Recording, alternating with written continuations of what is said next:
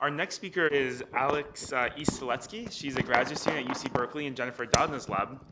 She's also formerly a Brody, and fun fact is she'll be graduating in a week and returning back to Boston to work at a startup. So she'll be talking about her work in characterizing CRISPR-Cas13, or formerly C2C2. And so, yeah. All right, thanks, Omar, for the great introduction. As he said, I actually worked upstairs before grad school, so it's really nice to come back, but I never expected to be on this side of the podium. So I would like today to talk about my work in the Doudna Lab on type 6 CRISPR-Cas systems. But first, I want to take a little bit of a zoomed out look and kind of remind you guys about the diversity that is microbial life, because I think this is what is powering a lot of the potential of CRISPR systems. So eukaryotes are this one outclade here that are very small compared to the diversity within the microbial world, which is spanning this whole tree up here. But what I think is less appreciated by most biologists is that for every bacteria cell in the world that spans this tree, you actually have 10 phage that are infecting it. And there's estimated to be 10 to the 30th phage infections per second occurring across the Earth at any given time. So this means that there's a very robust evolutionary arms race between these two organisms, both their host and their phage. And so that's created a really wide range of an arsenal, to stay with this arms race metaphor, of bacterial immune systems that defend against these phage infections by bacteria. And so I like to put up this slide for applications type conferences and talks like this because we've been mining these bacterial immune systems for the last 50 years for useful tools for understanding biology, from restriction modification systems to the phage side of getting all of your ligases that you use come from this arms race.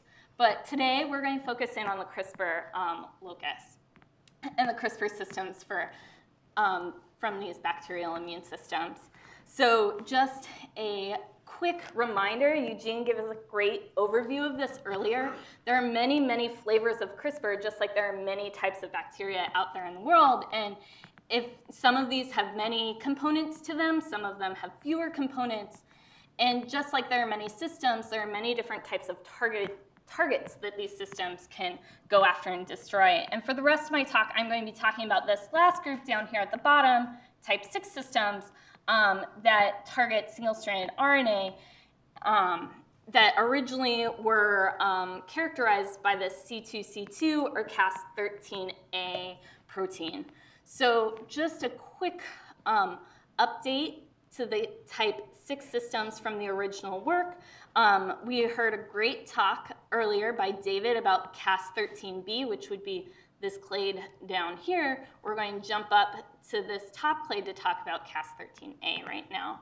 And so Cas13a has 2 hepN domains, which was a good hint when it was first discovered by Eugene and Feng's group here at the Broad that this was probably targeting RNA, not DNA. But to go back and just give you a quick overview, as a CRISPR biologist, we think of there being 3 main steps to CRISPR systems. You have acquisition or insertion of a new spacer into the array, and then biogenesis of pathway components and target interference.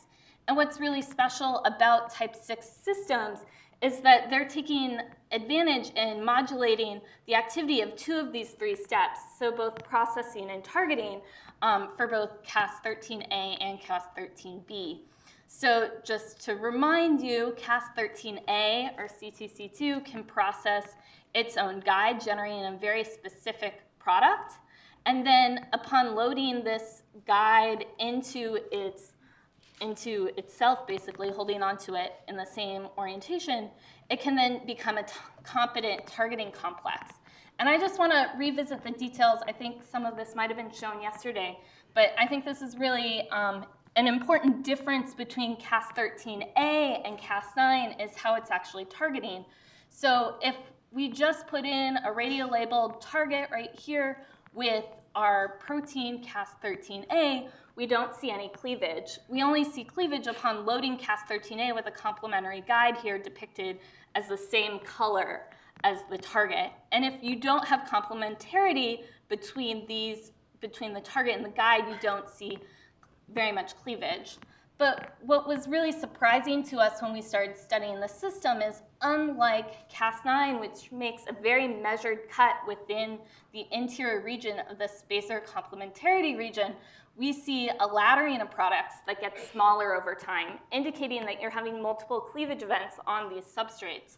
And in fact, this indicated to us that this is not a measured event, that you're having a nuclease that's getting turned on by complementary target binding. And in fact, if we take the same set of conditions in this third set of lanes, where you have an off-target that's labeled, and now add in an on-target that you can't see, you now see robust degradation of this, what we would classically think of as an off-target for CRISPR systems.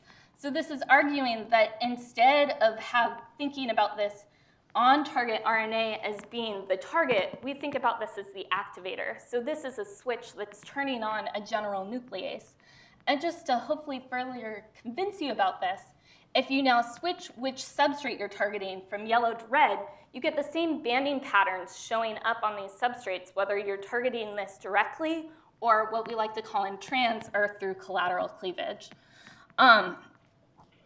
So this allowed us to put together a model of type 6 CRISPR systems that you're getting C2C2 or Cas13a is able to bind the pre-CRISPR RNA, process this to a mature guide, and then upon target recognition, become a general non-specific RNase in the cell.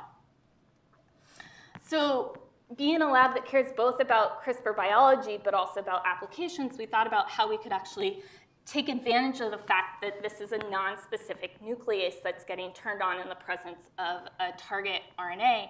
And so we thought this could be a great way to detect an RNA in vitro. And all we needed in order to do this was a reporter for this cleavage activity.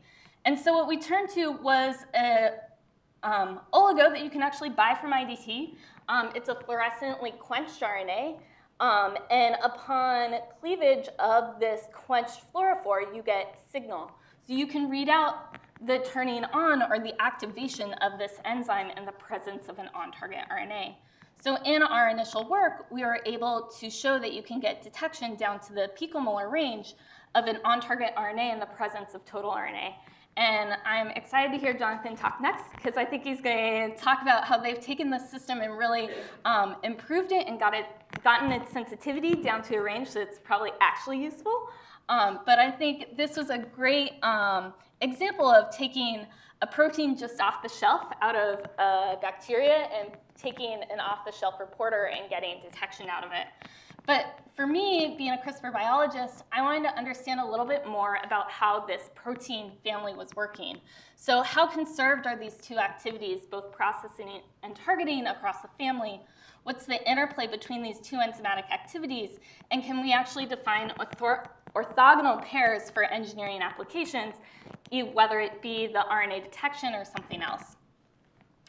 So to do this, I went ahead, cloned, expressed, and purified 10 different Cas13a homologs. These span the entire tree of this family. This is a very small family for CRISPR proteins. There's really only, I don't know what the exact number is now, but around 20 to 25 homologs that are within NCBI. So we're really sampling the full sequence diversity of this family with this set. And so having these purified in hand, we first asked, can they process, and then can they target? And so to summarize this quickly, we were able to see processing across most of the homologs we tested. We really only had one homolog, HHE, that was not able to process. And most of these, except for LSH, Cas13a, are processing at a spot upstream of the hairpin, either 4 or 5 nucleotides. So next up is targeting. So to do this, we're just focusing on trans targeting because that's a faster readout. And just to orient you on this gel, this is pairs of lanes that either are plus minus activator. And what I hope you can appreciate is that some of these homologs degrade really, really well, like LBU and LWA. You're getting singleton nucleotides in these reactions, versus some of these other homologs have more modest effects.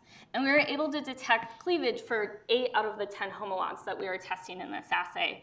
So unlike processing, while processing was very conserved, here we're seeing a much wider variation in activity across these homologs. So we set out to try and quantify this.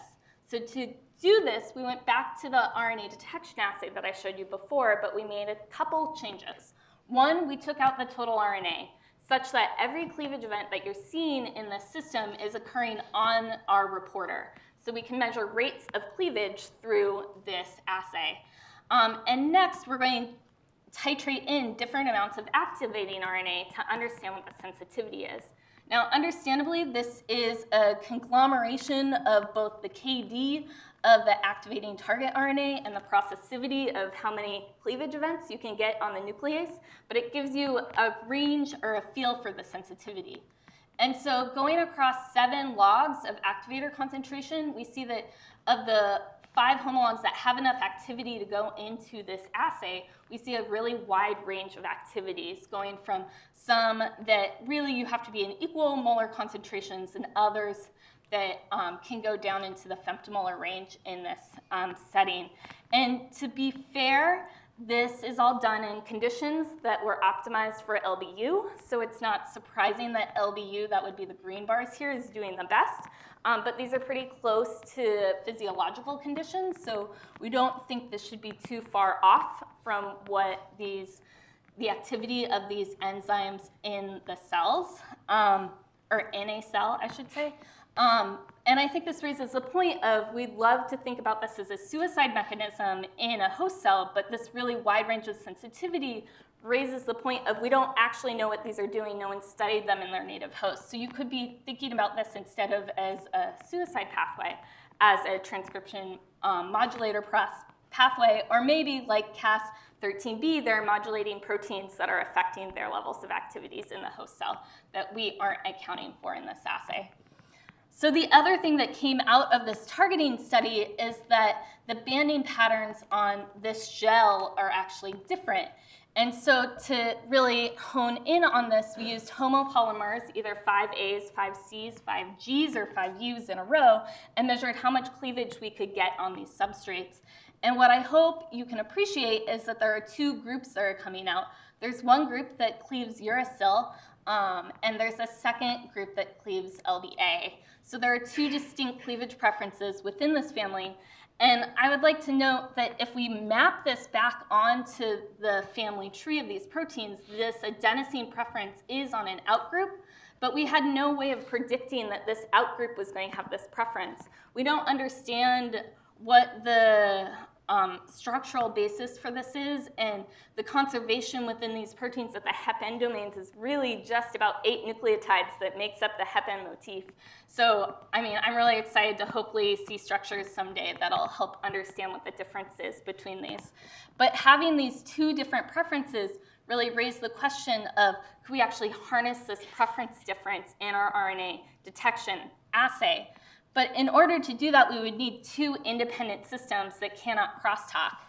And so that brought up the question of, can Cas13a homologs exchange their guides and still retain cleavage activities?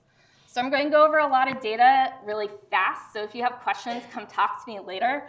To do this, we first tried to bioinformatically predict this. We didn't have luck. Maybe Kunin could have figured this out, but I definitely couldn't.